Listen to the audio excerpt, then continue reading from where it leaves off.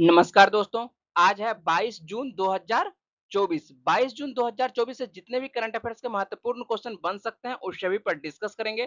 PDF आप हमारे Telegram channel से डाउनलोड कर सकते हैं।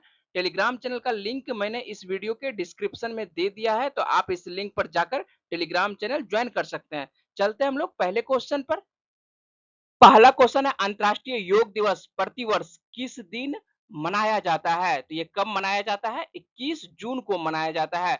अंतर्राष्ट्रीय योग दिवस 2024 की हम लोग थीम देख लेते हैं, तो क्या है? स्वयं और समाज के लिए योग है। और इसके इतिहास के बारे में थोड़ा सा जानकारी प्राप्त कर लेते हैं कि 21 जून के बारे में। तो आपको बता दें कि पहली बार योग दिवस जो है 27 दिसंबर 2014 को संयुक्त राष्ट्र महासभा में भारत के पीएम नरेंद्र मोदी ने अपने भाषण में अंतर्राष्ट्रीय योग दिवस मनाने का प्रस्ताव रखा था। इस प्रस्ताव को कई देशों का समर्थन मिला था, जिसके बाद पहली बार विश्व भर में योग दिवस जो है 21 जून 2015 को मनाया गया था। योग दिवस जो है 21 जून को क्यों मनाया जाता है, इसके पीछे की खास वजह क्या है, इसके बारे में देख लेते हैं। दरअसल 21 जून को उत्तरी गोलार्ध में सबसे लंबा दिन होता है, जिसे ग्रीष्म संक्रांति कहते हैं। यह दिन वर्ष का सबसे लंबा दिन माना जाता है। ग्रीष्म संक्रांति के बाद सूर्य जो है दक्षिणायन में प्रवेश करता है, जिसे योग और अध्यात्म के लिए विशेष माना जाता है। इसी वजह से 21 जून को योग दिवस के रूप में मनाए जाने का फैसला लिया गया है। तो आप लोगों से यहाँ से 3 क्वेश्चन बन सकता है कि एक तो सबसे पहला कि अंतर्राष्ट्रीय योग दिवस कब मनाया जाता है? तो 21 जून को मनाया जाता है। और अंतर्राष्ट्रीय योग दिवस 2024 की थीम क्या है? तो स्वयं और समाज के लिए योग। और तीसरा क्वेश्चन आप लोगों से पूछा जा सकता है कि पहली बार जो है योग दिवस कब मनाया गया? तो पहली बार योग दिवस कब मनाया गया? 21 जून 2015 को मनाया गया था। नेक्स्ट क्वेश्चन है, विश्व संगीत दिवस हर साल किस दिन मनाया जाता है? तो ये कब मनाया जाता है विश्व संगीत दिवस? 21 जून को ये भी मनाया जाता है। संगीत मानव सभ्यता का एक अभिन्न अंग रहा है। यह हमेशा से ही खुशी, प्रेरणा और शांति प्रदान करता रहा है। अलग अलग संस्कृतियों और भाषाओं को पार करते हुए संगीत अपनी मधुर धुनों में भावनाओं की अभिव्यक्ति का यूनिवर्सल मीडियम बन गया है। म्यूजिक सिर्फ मनोरंजन का साधन ही नहीं है, बल्कि यह एक थेरेपी भी है, जिससे खुशी और रिलैक्स महसूस होता है। नेक्स्ट क्वेश्चन है, विश्व शरणार्थी दिवस प्रतिवर्ष कब मनाया जाता है? तो ये कब मनाया जाता है? 20 जून को मनाया जाता है। विश्व शरणार्थी दिवस 2024 की हम लोग थीम देख लेते हैं, तो क्या है? एक ऐसी दुनिया जहां शरणार्थियों का स्वागत है। संयुक्त राष्ट्र शरणार्थी एजेंसी को द्वितीय विश्व युद्ध द्वारा उत्पन्न शरणार्थी संकट से निपटने के लिए संयुक्त राष्ट्र द्वारा शरणार्थी के लिए उच्चायुक्त के कार्यालय के रूप में स्थापित किया गया था। यह 14 दिसंबर 1950 को अस्तित्व में आया। 2003 में यूएनएचसीआर को संयुक्त राष्ट्र द्वारा एक अस्थायी निकाय बनाया गया। यूएनएचसीआर शरणार्थियों राज्य में आंतरिक रूप से विस्थापित लोगों और ऐसे लोगों की सुरक्षा के लिए काम करता है, जिसके कारण राष्ट्रीयता प्रभावित है। यूएनएचसीआर का मुख्यालय हम लोग देख लेते हैं, तो कहां पर है? इसका मुख्यालय जो है जिनेवा स्विट्जरलैंड में है। नेक्स्ट क्वेश्चन है, संयुक्त राष्ट्र की किस संस्था ने ब्रिटिश अभिनेता थियो जेम्स को ग्लोबल गुडविल एम्बेसडर नियुक्त किया है? ये किसके द्वारा नियुक्त किया गया है? यूएनएचसीआर के द्वारा नियुक्त किया गया है। संयुक्त राष्ट्र शरणार्थी उच्च आयुक्त, जिसे कि यूएनएचसीआर कहा जाता है, ने ब्रिटिश अभिनेता थियो जेम्स को अपना नया गुडविल एम्बेसडर नियुक्त करने की घोषणा की है।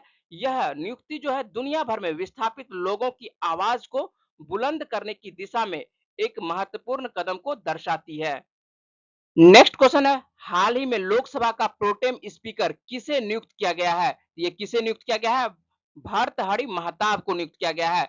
भर्तहरि महताब जो है संसद के एक वरिष्ठ सदस्य हैं। यही कारण है कि राष्ट्रपति द्रौपदी मुर्मू ने इन्हें संविधान के अनुच्छेद 95(1) के तहत अस्थायी अध्यक्ष, जिसे कि प्रोटेम स्पीकर कहा जाता है, के रूप में नियुक्त किया गया है। और ये जो हम लोग के सामने में तस्वीर है, ये भर्तहरि महताब की तस्वीर है और इन्हें ही प्रोटेम स्पीकर के रूप में नियुक्त किया गया है। आइए हम लोग जानकारी प्राप्त कर लेते हैं कि प्रोटेम स्पीकर होता क्या है और इससे क्या क्या क्वेश्चन पूछा जाता है। हाल ही में नवनिर्वाचित लोकसभा की कार्रवाई शुरू होने जा रही है। इसके लिए भर्तहरि महताब को प्रोटेम स्पीकर बनाया गया है। बता दें कि लोकसभा चुनाव जीतकर सत्ता में आने वाली पार्टी या गठबंधन की प्राथमिकता प्रोटेम स्पीकर को चुनकर नियुक्त करने की होती है। इसके लिए लोकसभा में सबसे अधिक समय गुजारने वाले सदस्य या निर्वाचित सबसे वरिष्ठ सदस्य को प्रोटेम स्पीकर नियुक्त किया जाता है। संसदीय मामलों के मंत्रालय के माध्यम से जीतकर आने वाली सत्तारूढ़ पार्टी या गठबंधन प्रोटेम स्पीकर का नाम जो है राष्ट्रपति के पास भेजता है। फिर राष्ट्रपति प्रोटेम स्पीकर को नियुक्त करते हैं। इसके बाद प्रोटेम स्पीकर जो है नवनिर्वाचित संसद के सदस्यों को शपथ दिलाते हैं। नए सांसदों का शपथ दिलाने का जो यह सिलसिला है करीब 2 दिनों तक चलता रहता है। इसके बाद सभी नवनिर्वाचित सदस्य लोकसभा का अध्यक्ष का चुनाव करते हैं। आखिर में जब अध्यक्ष का चुनाव हो जाता है तब राष्ट्रपति संसद के दोनों सदनों को संयुक्त रूप से संबोधित करते हैं। तो आप लोगों को यहाँ से क्या-क्या क्वेश्चन पूछे जाएगा उसके बारे में एक बार बता देते हैं कि सबसे पहले तो प्रोटेम स्पीकर की नियुक्ति किसके द्वारा की जाती है? तो प्रोटेम स्पीकर की नियुक्ति किसके द्वारा की जाती है? राष्ट्रपति के द्वारा किया जाता है और इसका 2 ही प्रमुख कार्य है। एक प्रमुख कार्य है कि जितने भी नवनिर्वाचित संसद के जो सदस्य आते हैं उनका क्या करवाना है? शपथ उस सबको दिलवाना है। जितने भी मान के चले कि संसद जो आएंगे जीत करके उनको क्या करेंगे? ये शपथ दिलाएंगे और जब शपथ सभी को ये दिला देते हैं तो उसके बाद ये लोकसभा के अध्यक्ष का चुनाव करवाते हैं। जब लोकसभा के अध्यक्ष का ये चुनाव करवा देते हैं, लोकसभा का अध्यक्ष बन जाता है, तो उसके बाद इसका कार्य खत्म हो जाता है। उसके बाद इसका कार्य स्वतः खत्म हो जाता है। नेक्स्ट क्वेश्चन है पीएम नरेंद्र मोदी किस शहर में अंतर्राष्ट्रीय योग दिवस 2024 के तहत कार्यक्रम में भाग लिए थे? ये कहां पर भाग लिए थे? श्रीनगर में भाग लिए थे। प्रधानमंत्री श्री नरेंद्र मोदी ने अंतर्राष्ट्रीय योग दिवस के अवसर पर डल झील श्रीनगर के नागरिकों को संबोधित किया और यहीं पर योग दिवस पर ये अंतर्राष्ट्रीय योग दिवस में कार्यक्रम में भाग लिए थे। नेक्स्ट क्वेश्चन है ब्रिक्स गेम 2024 का आयोजन किस देश में किया जा रहा है? तो ये कहां पर किया जा रहा है? रूस में किया जा रहा है। नाम आता है रूस का, तो रूस के बारे में देख लेते हैं। ये किस महाद्वीप के अंतर्गत आता है? ये महाद्वीप जो है यूरोप के अंतर्गत आता है और इसकी राजधानी क्या है? रूस की राजधानी, तो रूस की राजधानी जो है मास्को है और यहाँ पर जो मुद्रा चलती है कौन सी मुद्रा चलती है? रूबल मुद्रा चलती है। नाम आता है यहाँ पर ध्यान से देखेंगे तो क्या नाम आ रहा है? ब्रिक्स का नाम आ रहा है।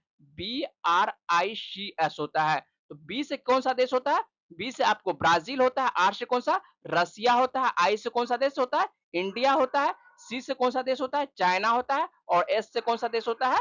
आपको साउथ अफ्रीका होता है। एक बार फिर से देख लेते हैं। बी से कौन सा देश? यहाँ पर आपको लिख देते हैं कि ब्राजील।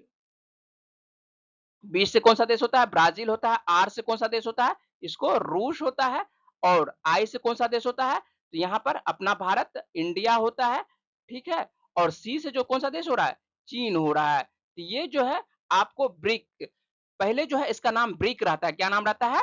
BRIC रहता है, ब्रिक रहता है और इसकी स्थापना जो होती है कब होती है? इसकी स्थापना 2006 में होती है।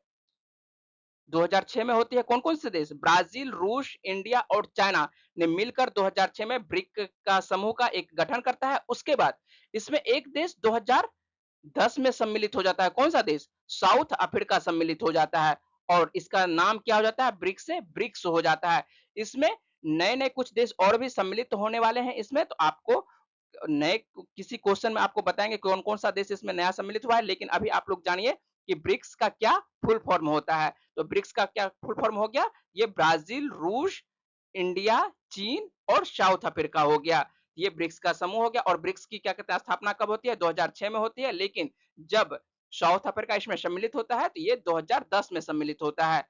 नेक्स्ट क्वेश्चन हम लोग देख लेते हैं कि क्या है। तो नेक्स्ट क्वेश्चन है भारत सरकार ने स्वास्थ्य क्षेत्र को बेहतर बनाने के लिए किसके साथ ऋण समझौता किया है? तो किसके साथ ऋण समझौता किया है? एशियाई विकास बैंक के साथ किया है।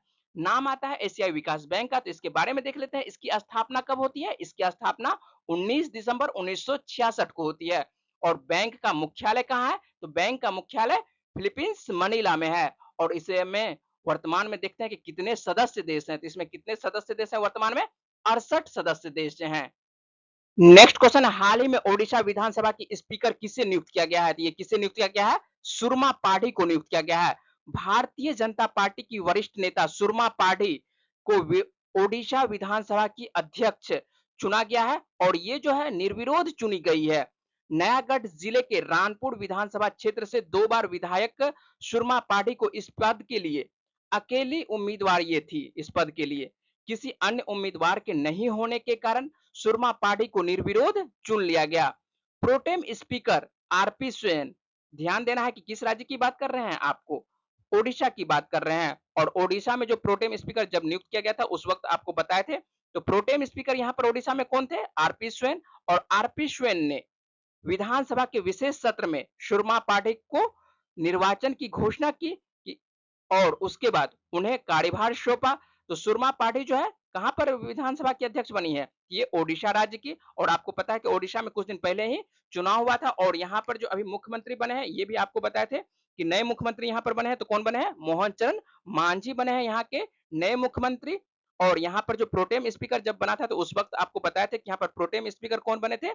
तो आरपी स्वैन यहाँ के प्रोटेम स्पीकर बने थे। और अभी आपको क्वेश्चन है कौन सा कि ओडिशा विधानसभा की अध्यक्ष कौन है? तो ओडिशा विधानसभा की अध्यक्ष कौन चुनी गई है? सुरमा पाढ़ी चुनी गई और ये निर्विरोध चुनी गई है। ये जो हम लोग के सामने में तस्वीर है ये है सुरमा पाढ़ी की तस्वीर और इन्हें ही ओडिशा विधानसभा के निर्विरोध अध्यक्ष के तौर पर चुना गया है। नेक्स्ट क्वेश्चन है T20 वर्ल्ड कप 2024 में पहली हैट्रिक लेने वाले गेंदबाज कौन बने हैं? तो ये पहले हैट्रिक लेने वाले गेंदबाज कौन बने हैं? ऑस्ट्रेलिया के पैट कमिंस बने हैं। ऑस्ट्रेलिया के तेज गेंदबाज पैट कमिंस ने T20 वर्ल्ड कप 2024 के सुपर 8 मैच में बांग्लादेश के खिलाफ हैट्रिक ली है। यह टूर्नामेंट के इतिहास का कुल 7वां और इस संस्करण का पहला हैट्रिक है। T20 वर्ल्ड कप में ब्रेट लीग के बाद यह कारनामा करने वाले दूसरे ऑस्ट्रेलियाई गेंदबाज बने हैं पैट कमिंस। ये जो तस्वीर हम लोग के सामने में है ये तस्वीर है पैट कमिंस की तस्वीर है। ये ऑस्ट्रेलिया के तेज गेंदबाज हैं और इनके द्वारा ही T20 वर्ल्ड कप 2024 में पहला हैट्रिक लिया गया है। और ये जो हैट्रिक है किसके खिलाफ लिए थे? ये बांग्लादेश के खिलाफ लिया गया है। तो ये T20 वर्ल्ड कप का पहला हैट्रिक है। और कुल देखते हैं तो वर्ल्ड कप का ये 7वां हैट्रिक था। तो इस तरह से आज के जितने भी करंट अफेयर्स महत्वपूर्ण करंट अफेयर्स बन रहे थे उस सभी पर मैंने बातचीत की। यदि आप टेलीग्राम पर मेरे टेलीग्राम चैनल पर यदि आप टेस्ट देना चाहते हैं तो आप करंट अफेयर्स का टेस्ट दे सकते हैं। इसके लिए आप टेलीग्राम पर जुड़े जिसका लिंक मैंने वीडियो के डिस्क्रिप्शन में दे दिया है। तो आप वहां पर जाकर टेलीग्राम चैनल पर आप टेस्ट दे सकते हैं जिससे आपकी तैयारी और बेहतरीन होगी। इसी तरह के डेली करंट अफेयर्स और जीएस संबंधित जानकारी के लिए मेरे चैनल को सब्सक्राइब और लाइक करें। पीडीएफ के लिए आप मेरे टेलीग्राम चैनल से जुड़ सकते हैं और यहां से आप डाउनलोड कर सकते हैं। मेरे से जुड़ने के लिए आप सभी का धन्यवाद। नमस्कार।